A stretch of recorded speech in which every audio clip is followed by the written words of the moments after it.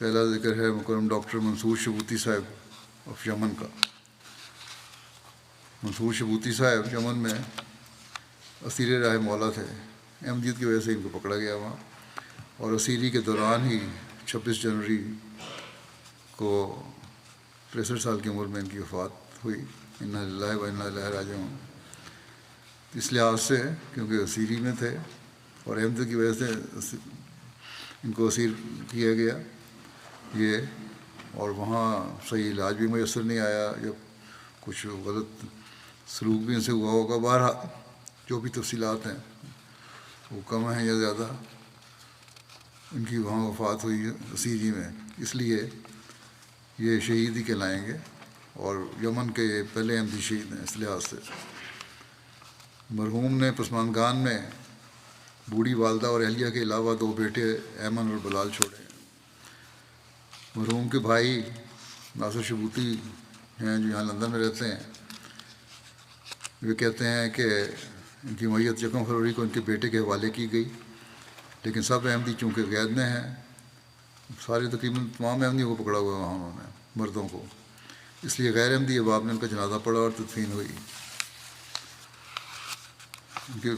پھر یہ کہتے ہیں ناصر شبوتی صاحب کہ ان کے دادا عبداللہ محمد عثمان شبوتی یمن کے پہلے یمنی احمدی تھے، اور ڈاکٹر منصور شبوتی کے والد محمود عبداللہ شبوتی یمن کے پہلے شاہد مربی تھے۔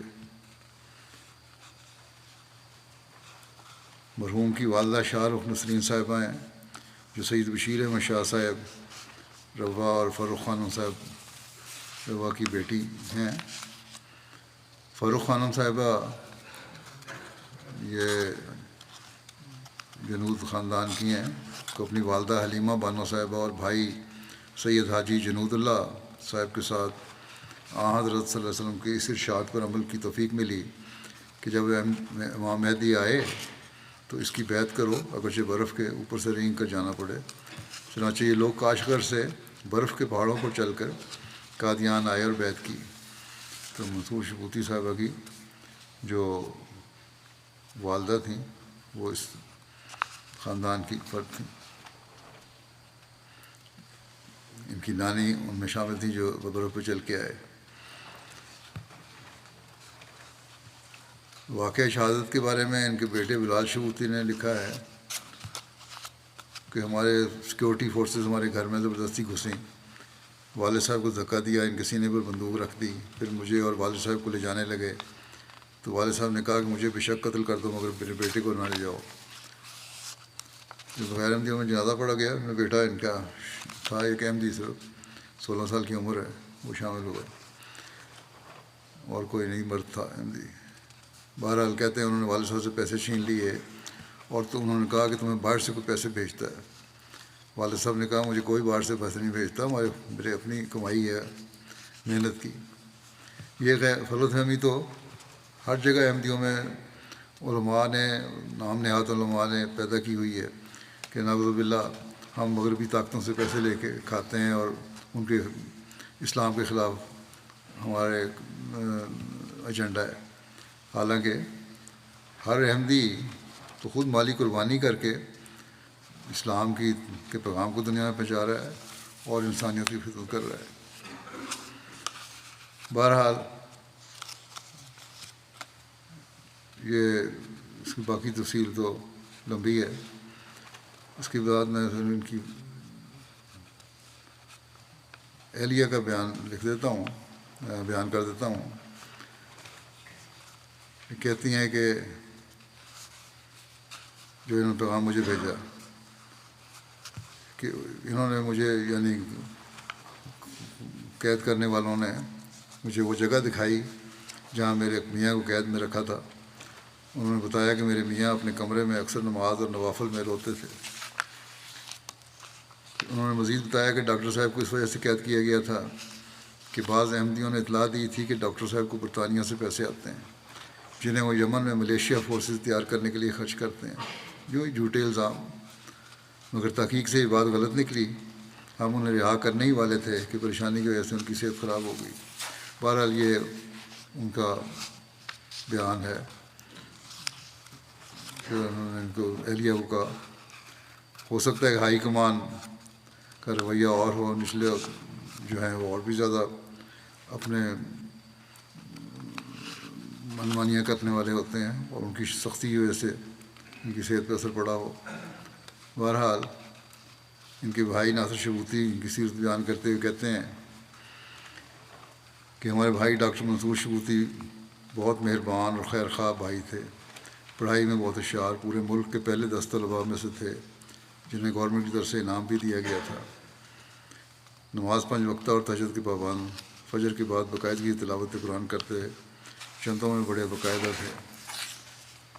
رشتہ داروں سے پہلے دوسروں کا علاج کرتے اور مدد کرتے، مریضوں کے ساتھ ہمیشہ ہنس کر بات کرتے، غریب مریضوں سے کوئی پیسے نہیں لیتے، دوائی بھی دیتے اور کسی کو اسپتال میں داخل کرنے کی ضرورت ہوتی تو اس میں مدد کرتے، اور وبا کے آپریشن کی صورت میں اپنی تنخواہ سے آپریشن کی فیس چھوڑ دیتے تھے. پھر کہتے ہیں کہ ہمارے ہمسایوں میں سے جب بھی کوئی بیمار ہوتا تو یہ بھائی کے پاس علاج کے لیے آتا. جب وہ دوسرے شہر میں چلے گئے صنعاء میں تو ہمسائے بہت افسردہ ہوئے. والدین کے ساتھ بہت حسن سلوک سے پیش آتے تھے، انہیں حج بھی کروایا. ڈاکٹر صاحب کی والدہ شاہ رخ نسرین صاحبہ کہتی ہیں کہ جب میں حاملہ تھی تو میں نے خواب میں دیکھا کہ ربا کی ایک نیک خاتون جس کا نام زینب تھا میری والدہ کو گود میں اٹھا کر کہتی ہیں کہ حضرت مسیح موعود علیہ السلام آ رہے ہیں. میں حضور علیہ السلام کی تلاش میں ادھر ادھر دیکھتی ہوں لیکن کوئی نظر نہیں آتا. اس کے بعد آنکھ کھل گئی. ڈاکٹر صاحب کو بچپن سے ہی تبلیغ کا شوق تھا. اسکول میں دینیات کے استاد کو احمدیت کی تبلیغ کیا کرتے تھے. استاد بھی بغیر کسی مخالفت کے ان کی بات سنتے تھے. ان کے بیٹے ایمن شبوتی جرمنی میں وہ کہتے ہیں والد مرحوم نے کبھی بھی مجھے نہ ڈانٹا نہ مارا. صرف ایک دفعہ ایک مار یاد ہے. میں 13 سال کا تھا اور اس میں نے باجماعت نماز پڑھنے سے انکار کر دیا تھا. اس پہ ذرا سی مجھے ڈانٹ مار پڑی تھی، باقی کبھی نہیں. کہتے ہیں کہ والد صاحب ہمیشہ مجھے مشکلات میں دعا کرنے کی تلقین کیا کرتے تھے، خود بھی اس سے عمل کرتے تھے. میں نے انہیں سجدوں میں روتے دیکھا ہے. اسکول میں جب تھا بچے جب تھے کہتے ہیں ہمیں فجر کی نماز پہ جگاتے، باجماعت نماز ادا کرتے، اس کے بعد تلاوت کرتے. پی ایچ ڈی انہوں نے سرجری میں کی، اس کے لیے اردن گئے تھے، وہاں 5 سال رہے. کہتے ہیں میں ان کے پاس گیا وہاں تو مسجد جہاں جمعہ ہوتا تھا یا جو سینٹر تھا وہ 1 گھنٹہ دور تھا. ہر جمعہ وہاں ڈرائیو کر کے وہاں جایا کرتے تھے. مطالعہ کا بہت شوق تھا، جماعتی کتب بکثرت پڑھتے تھے. جب اردن سے کہتے واپس آئے تو بیگ کافی وزنی تھا، تو میں سمجھا کہ کافی تحائف لائے ہیں. بچوں کو ہوتا ہے شوق والدین لائے ہیں، لیکن بیگ میں جو تحائف تو نہیں تھے. تفسیر کبیر کا عربی ترجمہ اور کچھ اور جماعتی کتب تھیں. رشتہ داروں سے خواہ غیر احمدی ہوں ملنے جاتے. کہتے ہیں مجھے بھی اور میری والدہ کو ساتھ لے جاتے کہ میں ان سے پوچھتا کہ غیر احمدی رشتہ داروں سے ملنا کیوں ضروری ہے. کہتے ہیں حضرت صلی اللہ علیہ وسلم نے صلہ رحمی کا حکم دیا ہے. اگر رحمی رشتہ داروں سے تعلق نہ رکھیں گے تو پھر اللہ تعالیٰ ناراض ہوگا اس سے.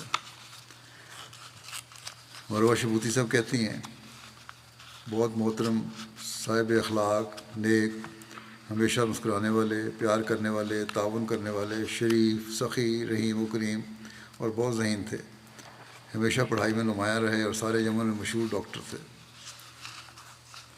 خدمت خلق اور احمدی خدمت میں بہت نمایاں تھے.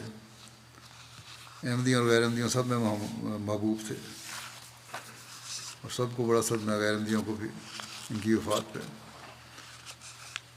بغیر جماعت لوگوں کے تاثرات بھی ہیں. ڈاکٹرز یونین جو ہے یمن کی، انہوں نے یہ بیان دیا کہ ہم غم اور افسوس کے ساتھ یہ اطلاع دی جاتی ہے کہ جنرل سرجری کنسلٹنٹ ڈاکٹر منصور شبوتی کی وفات پا گئے. رات دن کو وفات ہوئی. پھر آگے کہتے ہیں یہی میڈیکل کونسل والے کہ ان کی پراسرار وفات سے طبی حلقوں میں سخت پریشانی اور بے چینی پھیلی ہوئی ہے۔ اب تک ملنے والی معلومات کے مطابق گرفتاری سے قبل ڈاکٹر منصور کی صحت بہت اچھی تھی، نہ ان کی گرفتاری کا سبب بتایا گیا اور نہ ہی 2 ہفتوں تک یہ معلوم ہو سکا کہ انہیں کہاں لے جایا گیا ہے۔ وفات سے صرف 1-2 دن پہلے انہیں نہایت خراب حالت کے ساتھ منظر عام پر لایا گیا۔ ان کے بعض غیر احمدی دوستوں نے بھی سوشل میڈیا پہ لکھا ہے۔ ایک ڈاکٹر خالد ادیب ہیں غیر جماعت، کہتے ہیں میں پہلی دفعہ ثنا ہسپتال کے ایمرجنسی وارڈ میں کام کرنے گیا تو وہاں بہت سے ڈاکٹرز کو ایک نوجوان ڈاکٹر کے ارد گرد کھڑے دیکھا۔ میرے پوچھنے پر ایک ساتھی نے بتایا کہ یہ ڈاکٹر منصور شبوتی ہیں جو جنرل سرجری کنسلٹنٹ ہے اور سب ڈاکٹروں سے زیادہ انتھک اور مستعد تعاون کرنے والے ہیں۔ سب ڈاکٹر اور طلباء ان کے ساتھ ڈیوٹی دینا پسند کرتے ہیں کیونکہ ان کی بڑی کوشش ہوتی ہے کہ سب کو زیادہ سے زیادہ معلومات دیں اور سمجھائیں۔ نہ انہیں مال کا لالچ ہے، نہ عہدے کا، نہ شہرت کا۔ مرحوم نہایت ٹھنڈے مزاج والے، نہایت مستعد، اپنی صحت کا خیال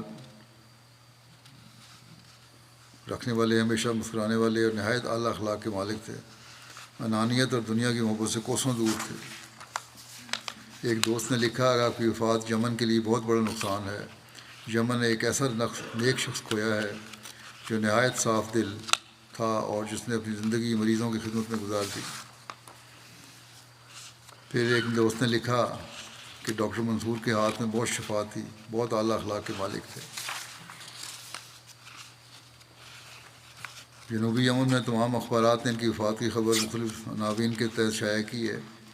مثلاً مشہور ترین یہ ایک خبر یہ تھا کہ مشہور ترین ڈاکٹر کا قتل، سب سے مشہور ڈاکٹر کی وفات، سب سے معروف ڈاکٹر کا اغوا وغیرہ۔